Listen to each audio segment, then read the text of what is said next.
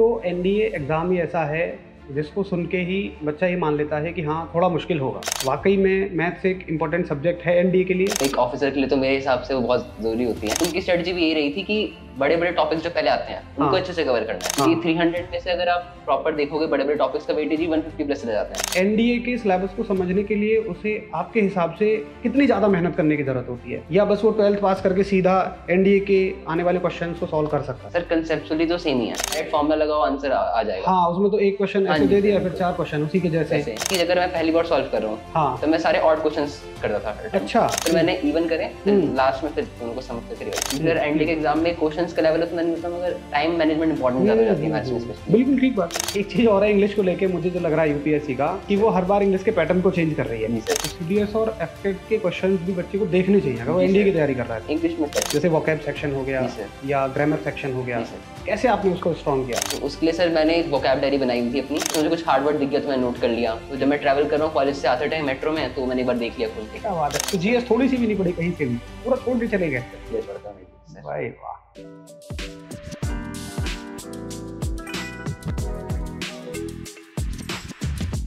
तो आकाश, आप अभी एनडीए में रिकमेंड हुए हैं। जी सर। कैसा लग रहा है एनडीए में रिकमेंड होके? सर बहुत बढ़िया लग रहा है। हाँ बहुत अच्छा रहा। Okay yes sir. आकाश, हमारे ना बच्चे एनडीए के जो रिटन एग्जाम की तैयारी कर रहे होते हैं, जी सर। उनके ना बहुत सारे क्वेश्चंस होते हैं। जी सर। एक तो एनडीए एग्जाम ही ऐसा है जिसको सुन के ही बच्चा ये मान लेता है कि हाँ थोड़ा मुश्किल होगा। क्या मैं सही कह रहा हूँ? मतलब जनरल एग्जाम्स के कंपैरिजन में एनडीए का अपना एक रुतबा तो है। जी सर। है ना, कि भाई एनडीए की तैयारी कर रहे हैं हम।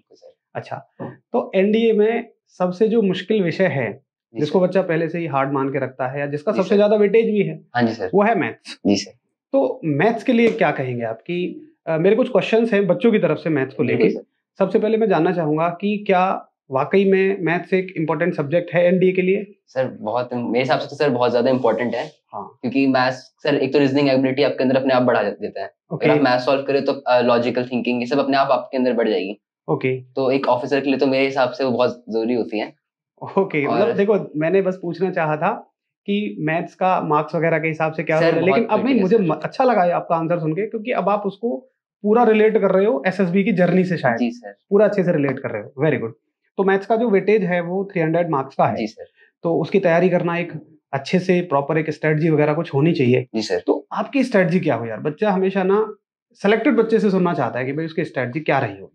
सर जब मैं एनडी की प्रिपरेशन कर रहा था तो मैं कॉलेज के अपने फर्स्ट ईयर में था। ओके, तो मेरी साथ में बीटेक भी चल रही थी।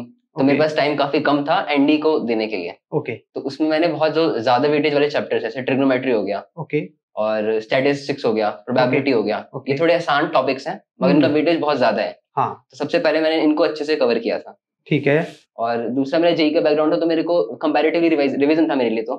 हाँ, तो मुझे उतनी दिक्कत नहीं हुई, बट जितना मेरे बाकी फ्रेंड्स ने दिया है, तो उनकी स्ट्रेटजी भी यही रही थी कि बड़े बड़े टॉपिक्स जो पहले आते हैं उनको अच्छे से कवर करना है। क्योंकि 300 में से अगर आप प्रॉपर देखोगे बड़े बड़े टॉपिक्स का वेटेज ही 150 प्लस रह जाता है। अच्छा, तो वो बहुत इंपॉर्टेंट चीज हो जाती है कि पहले आप आइडेंटिफाई करो कि कौन से चैप्टर्स इंपॉर्टेंट है। हाँ, तो सबसे पहले हमें इंपॉर्टेंट टॉपिक कवर करने हैं जिनके नाम आपने बोल दिए हैं अभी। अच्छा, क्या ऐसा है कि केवल इंपॉर्टेंट टॉपिक को कवर करके ही बच्चा मैथ सेक्शन में अच्छा स्कोर कर लेगा? सर कट ऑफ तो आराम से क्लियर हो जाएगी। बट अगर आपको मेरिट में और अच्छे मार्क्स चाहिए तो फिर आपको बाकी जो चैप्टर्स हैं उन पे भी ध्यान देना होगा। बट अगर आप लिमिटेड भी पढ़ोगे कंसाइज तरीके से तो 200 प्लस लाना आसान है मैथ्स में। Okay, okay. अच्छा, एक चीज की जो एनडीए के मैथ्स का लेवल आता है, जी सर, वो कहीं ना कहीं जेई को टच करता है। हल्का फुल्का एक लेवल जेई को टच कर रहा होता है, हालांकि जेई जितना हार्ड नहीं होगा बट टच करता है उसको थोड़ा सा। तो क्या ऐसा है कि एक 12th जिस बच्चे ने पास की है, 12th में तो वो अलग लेवल की एक पढ़ाई कर रहा होता है। जी सर। तो एनडीए के सिलेबस को समझने के लिए उसे आपके हिसाब से कितनी ज्यादा मेहनत करने की जरूरत होती है, या बस वो 12th पास करके सीधा एनडीए के आने वाले क्वेश्चंस को सॉल्व कर सकता है, या कुछ अलग से मेहनत की जरूरत होती है? सर कंसेप्चुअली तो सेम ही है। ओके, कंसेप्ट्स में कुछ ज्यादा फर्क नहीं पड़ने वाला, एनडीए हो या फिर 12th के बोर्ड एग्जाम्स हो। ओके, जो मेजर फर्क पड़ता है वो होता है प्रैक्टिस पे। क्योंकि एनसीईआरटी में उतने ज्यादा मतलब रीजनिंग लॉजिकल क्वेश्चंस नहीं आते। हाँ, डायरेक्ट फॉर्मूला लगाओ आंसर आ जाएगा। हाँ, उसमें तो एक क्वेश्चन ऐसे दे दिया फिर 4 क्वेश्चन उसी के जैसे। तो कॉन्सेप्ट सेम रहता है, बट एनडीए में होता है ज्यादा कुछ नहीं करना, बस प्रैक्टिस ज्यादा बढ़ानी है क्वेश्चंस की। Okay, okay. तो अगर वो प्रैक्टिस ज्यादा है तो अपने आप एनडीए भी इजी है, मैथ्स इजी है। अच्छा, तो आपका जो प्रैक्टिस का सोर्स था जी सर, वो क्या रहा?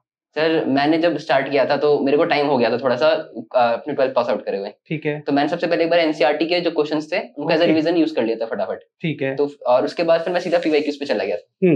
तो पीवाईक्यूज मैंने मल्टीपल टाइम सॉल्व करे थे। ओके। तो उससे काफी ज्यादा हेल्प हुई थी। फिर एक बार जब पीवाईक्यू कंप्लीट हो गए तो मैंने आरडी शर्मा के थोड़े थोड़े क्वेश्चंस लगा लिए थे। अच्छा। मतलब जो उसकी फर्स्ट एक्सरसाइज होती है, हर चैप्टर के एंड में एक एक्सरसाइज होती है, इसमें सारे मिक्स क्वेश्चंस होते हैं, मिसलेनियस क्वेश्चन होते हैं। हाँ जी सर। तो मुझे लगा वो तो सबसे हार्ड एक्सरसाइज होती है उसकी।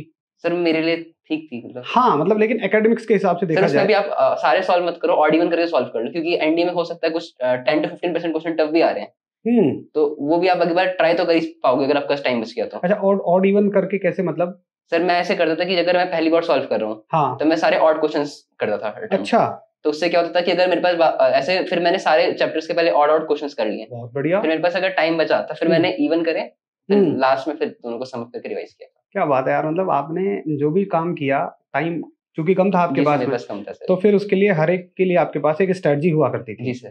अच्छा, आपने मॉक टेस्ट वगैरह दिए थे क्या एनडीए के लिए? तो मॉक टेस्ट का कितना रोल लगा आपको इसमें? पेपर से कुछ टाइम पहले मैंने पीवाईक्यूज को एज अ मॉक टेस्ट दिया था। जो क्वेश्चंस थे एज इट इज उन्हें मॉक टेस्ट की फॉर्म में दिया था। तो सर उसमें स्पीड का सबसे ज्यादा फर्क तो स्पीड पे पड़ता है कि आप मैनेज करना सीख जाओगे, कौन से क्वेश्चंस को लीव करना है। हाँ, मुझे लगता है ये सबसे ज्यादा जरूरी है, ना केवल एनडीए बल्कि किसी भी एग्जाम में, कि आपको ये भी पता होना चाहिए कि भाई इस क्वेश्चन को छोड़ना है। जी सर, ये सबसे ज्यादा जरूरी है। क्योंकि सर एनडीए के एग्जाम में क्वेश्चंस का लेवल उतना नहीं होता, मगर टाइम मैनेजमेंट इंपॉर्टेंट ज्यादा हो जाती है मैथ्स में स्पेशली। बिल्कुल ठीक बात है, ठीक बात है। अच्छा, तो मैथ्स में कितना स्कोर था, आपको कुछ अंदाजा है? सर 200 प्लस मेरा एक्सपेक्टेड है। 200 प्लस? भाई वाह, बहुत अच्छा स्कोर है, शानदार। अच्छा, उसके बाद जो सबसे दूसरा इंपॉर्टेंट सब्जेक्ट बचता है, जी सर, मेरे हिसाब से इंग्लिश है। हाँ जी सर, इंग्लिश है ना, क्योंकि 300-200 नंबर का वेटेज इंग्लिश का है।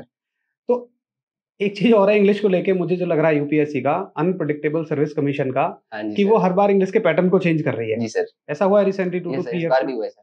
तो आपको पता नहीं होगा कि यार ये पैटर्न चेंज होगा। जी सर। तो आपने कैसे उसको टैकल किया, क्योंकि आप तो पुराने पैटर्न के हिसाब से चीजों को पढ़ के गए होंगे। जी सर। आपने कैसे टैकल किया उस बदले हुए पैटर्न को? सर बदले पैटर्न्स के लिए सर जो बुक्स होती हैं उनमें एक तो पीवाईक्यूज हैं, बट पीवाईक्यूज को इंग्लिश में पीवाईक्यूज के अलावा भी बहुत सारी चीजें अलग अलग टाइप के क्वेश्चंस होते हैं जो अलग अलग एग्जाम से पूछे गए हैं। हाँ, मैं वही तो कह रहा हूं। सीडीएस में, एफकेट में, जो एनडी में इंप्लीमेंट होता है पहले कहीं ना कहीं सीडीएस एफकेट में हो चुका होता है। ओके, तो सीडीएस और एफकेट के क्वेश्चंस भी बच्चे को देखने चाहिए अगर वो एनडी की तैयारी कर रहा है तो। इंग्लिश में स्पेशली। बहुत बढ़िया। तो सर उससे एक आइडिया लग जाता है कि किस टाइप के, और आपने प्रैक्टिस है तो आपको नया नहीं लगेगा उस टाइम पे। हाँ, आपने सही कहा, क्योंकि इस बार जो पैटर्न उन्होंने फॉलो किया था वो सीडीएस में उसको पहले से कर रहे थे, बट एनडीए में नहीं कर रहे थे। हाँ जी सर। ओके, तो आपका कहना है कि बच्चे को, एनडीए वाले को, सीडीएस और एफकेट को भी नजर में रखना है। Yes sir. अच्छा, कुछ अलग अलग सेक्शन के बारे में बताइए कि कौन सा सेक्शन आपने कैसे स्ट्रॉन्ग किया, जैसे वोकैब सेक्शन हो गया या ग्रामर सेक्शन हो गया, कैसे आपने उसको स्ट्रॉन्ग किया? सर वोकैब में तो सर सबसे, वोकैब के लिए सर वोकैब डायरी मैंने एक मेंटेन करी थी कि हम जब नॉर्मल कुछ बोल रहे हैं इंग्लिश में, तो हम एक बोलने के पर्पज से ही बोलते हैं सिर्फ, तो उसमें इतना ध्यान नहीं देते वोकैबुलरी क्या है, इडियम्स क्या है, फ्रेजेस क्या है। बट एनडीए में तो पूछते हैं। हाँ, तो उसके लिए सर मैंने एक वोकैब डायरी बनाई हुई थी अपनी, जहाँ पे मैं डेली वर्ड्स या फिर कुछ रीड कर रहा हूँ। जैसे मुझे नोवेल्स पढ़ने में इंटरेस्ट है। ओके, नोवेल्स फिक्शन स्टोरीज पढ़ने में, तो उसमें मुझे कुछ हार्ड वर्ड दिख गया तो मैं नोट कर लिया, या फिर एग्जाम्स में कुछ वर्ड्स पूछे गए हैं तो मैंने उनको नोट डाउन करा अपने वोकैब डायरी में। Okay okay. तो जब मैं ट्रैवल कर रहा हूँ कॉलेज से आते टाइम मेट्रो में, तो मैंने एक बार देख लिया खोल के। क्या बात है, मतलब पूरा जो कम टाइम था, तो जहाँ भी आपको टाइम लगा आपने उसका यूटिलाइजेशन किया। मतलब मुझे लगता है कि कुछ ऑफिसर्स लाइक क्वालिटीज में से एक क्वालिटी ये भी आपने पूरी तरह से इसका यूटिलाइज किया। वेरी गुड, बहुत बढ़िया। अच्छा, तो इंग्लिश में कितना स्कोर होने की एक्सपेक्टेशन है? 150 के अराउंड सर मुझे लग रहा है। बड़ा अच्छा स्कोर है 150, तो चलो बहुत बढ़िया।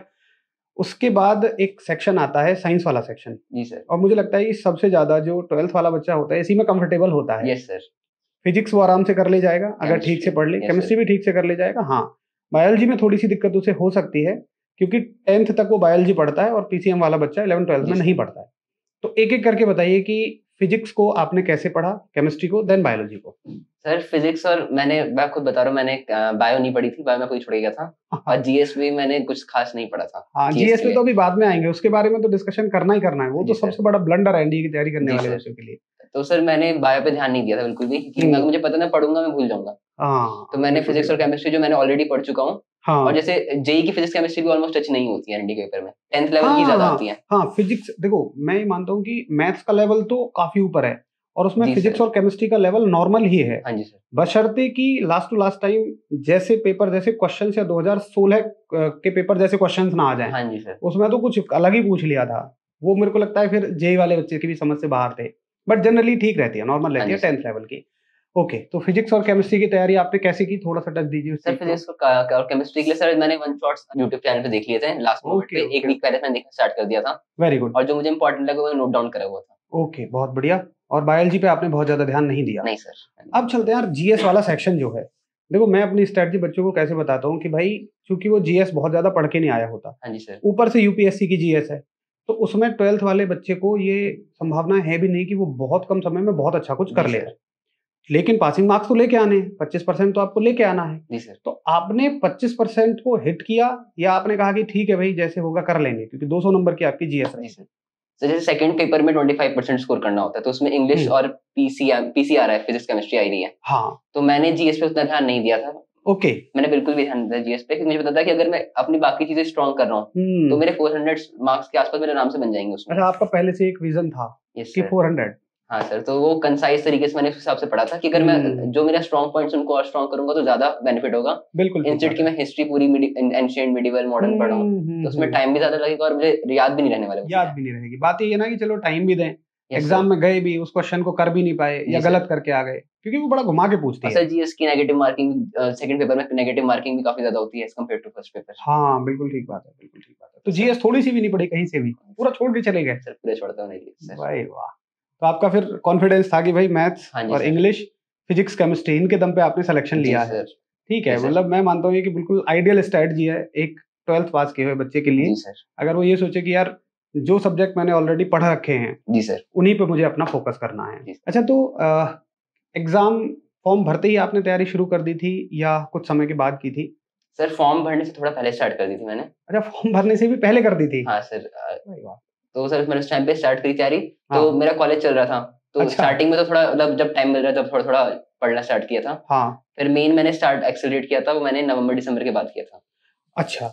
और फिर बीच में मिड सेम्स एंड सेम्स आ गए थे कॉलेज के, तो फिर उस टाइम पे ब्रेक लगा था, बट जैसे वो हटे उसका फिर मैंने पूरा फिर कॉलेज को थोड़ी देर के लिए साइड किया था। ओके। और फिर फोकस पे किया था। अच्छा, तो आपने जब आप 12th अपीयरिंग थे तब भी दिया था क्या आपने एनडीए? नो सर, तब मैंने नहीं दिया सर।